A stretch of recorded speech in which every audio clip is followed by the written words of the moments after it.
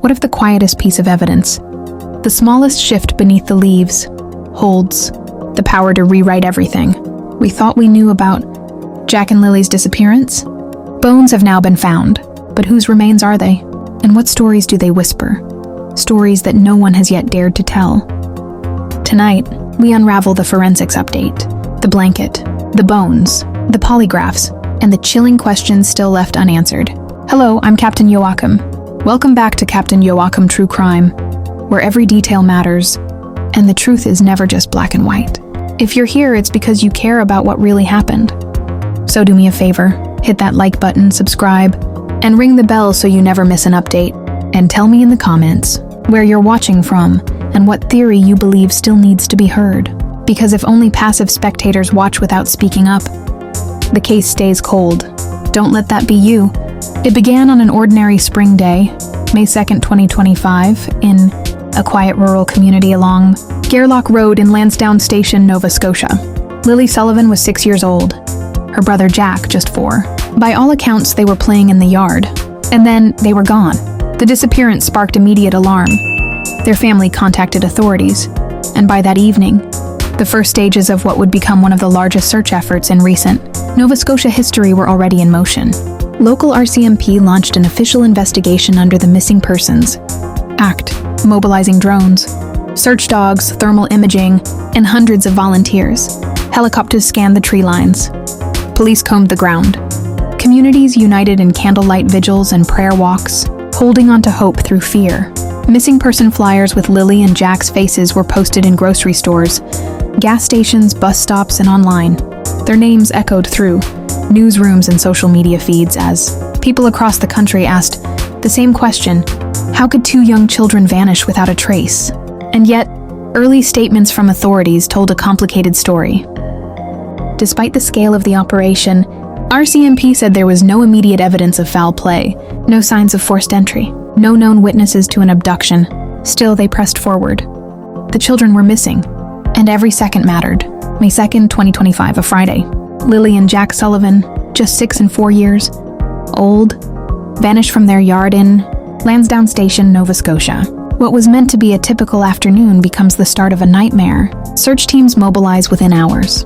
Over the next 2 days, May 2nd to 4th, police, volunteers, and specialized rescue crews scoured dense forests using infrared cameras, thermal drones, and tracking dogs. The perimeter expands rapidly. Still, no confirmed sightings. By mid-May, the pressure intensifies. A few personal items are discovered. Articles of children's clothing.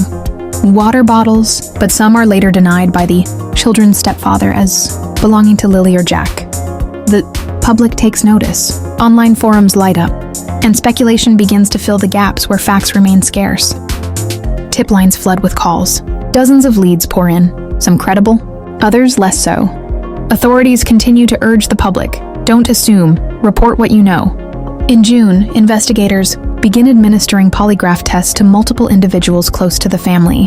The children's biological father is tested. He passes. Other relatives undergo similar questioning. Some results are inconclusive.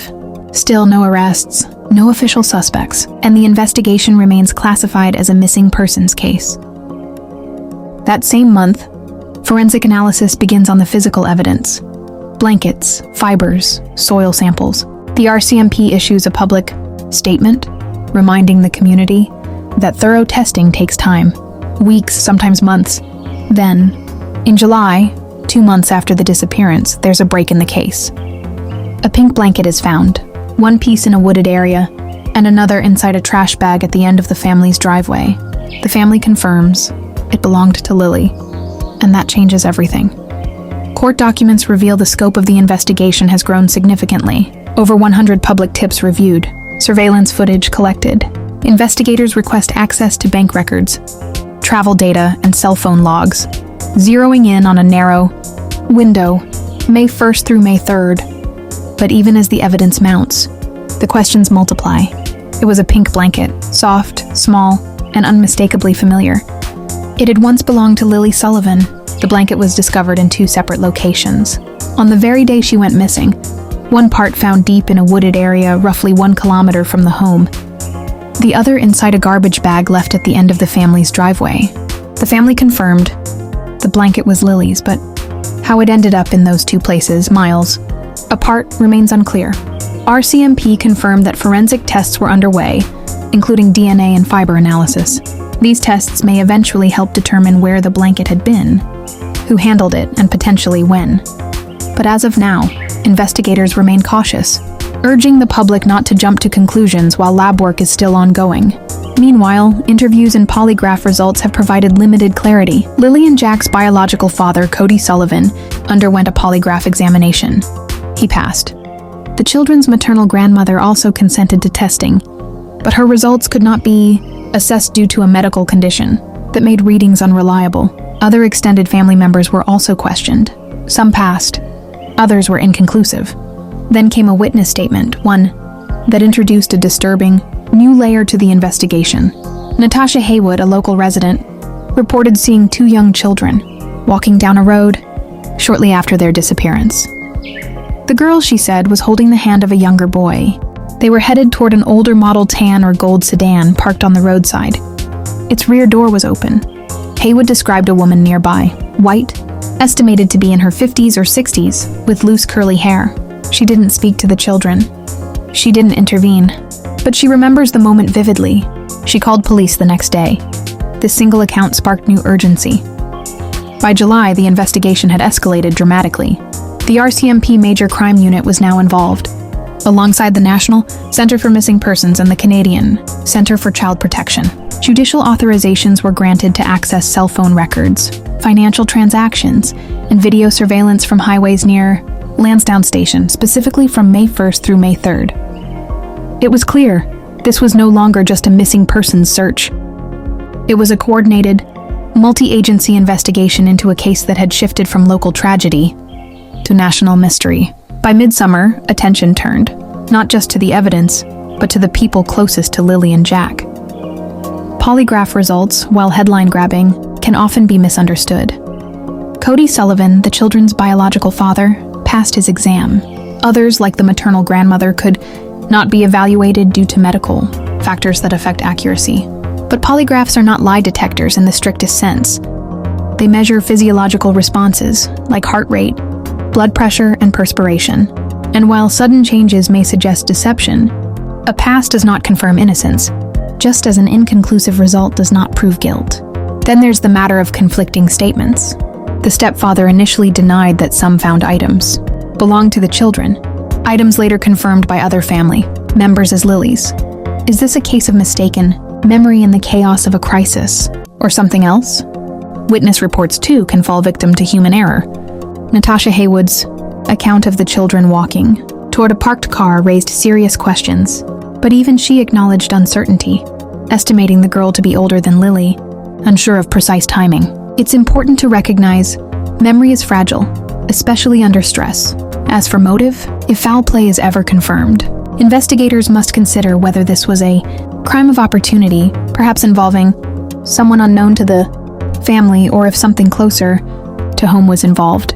But we must be clear, as of now, authorities have not established reasonable grounds to declare a crime has occurred.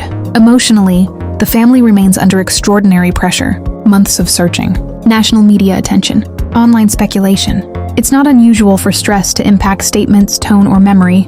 That doesn't automatically imply deception, but it does complicate the psychological landscape.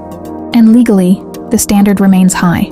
Under Canadian law, before investigators can escalate a missing persons case to a criminal investigation, they must establish what's known as reasonable grounds, concrete evidence suggesting a criminal offense has occurred. Until then, authorities continue to operate under the Missing Persons Act, a legal framework that allows law enforcement to access certain records, interview family members, and track down leads, even in the absence of a criminal charge. It balances investigative authority with the rights of those involved. As of now, one of the most critical questions remains unanswered. Are the bones found near Lansdowne Station definitively human? Authorities have not confirmed. The process is complex, requiring osteological analysis and often DNA testing to determine not just whether the remains are human, but potentially the age, sex, and any signs of trauma. That kind of detail doesn't come overnight. Another key unknown is the exact location. Were the bones found near where the pink blanket was recovered? Were they part of a new search area or an older zone revisited? The soil composition, vegetation, and environmental context may offer clues, but only if the chain of custody and evidence handling are preserved with precision. If a crime did occur, and again, that has not yet been officially established, who might have had the opportunity, or the motive? The family has been scrutinized, but so has the idea of an outside actor.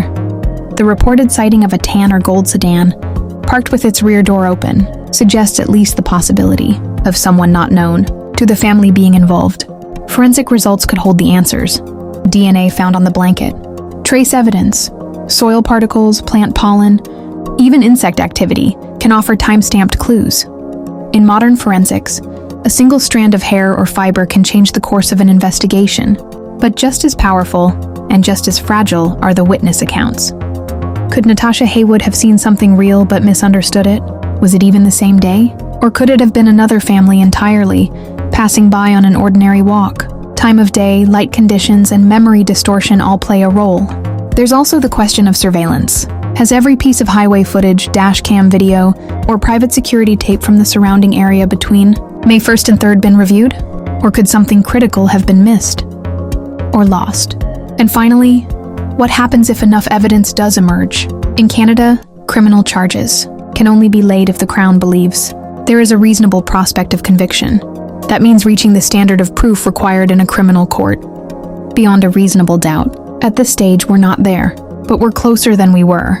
Here's what we do know. A pink blanket, confirmed by family to belong to Lily Sullivan, was found, torn and discarded, both in the woods and near the family home. A witness came forward, describing two children walking hand in hand toward an old sedan, its door open. Polygraph results from family members returned mixed outcomes. Some passed, others couldn't be assessed. Over 100 tips have been received. Multiple investigative bodies are now involved, from local RCMP to National Child Protection Units. Judicial orders have been issued to track communications, financial activity, and vehicle movement. But here's what we still don't know. Who had possession of that blanket in the critical hours after Lily and Jack disappeared? Were the bones found near Lansdowne Station human, or something else entirely? And if they are human, do they belong to a child, to one child, or more?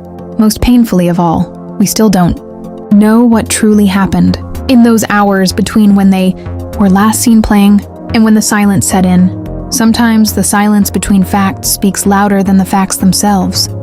In the woods, in the trees, in the folds of a pink blanket, there may be a truth we are almost able to touch, but still cannot. If you have anything, a detail, a photo, a memory that didn't seem important at the time, share it now. Time is precious, and silence must not be the only legacy in Jack and Lily's case. In our next video, we'll examine the bones themselves, what forensic anthropologists have said so far, whether there's evidence of trauma, and what those findings might tell us, not just about the case, but about who still needs to speak. Until then, keep asking questions, keep looking deeper, and above all, stay vigilant. This is Captain Joachim True Crime. Thank you for watching.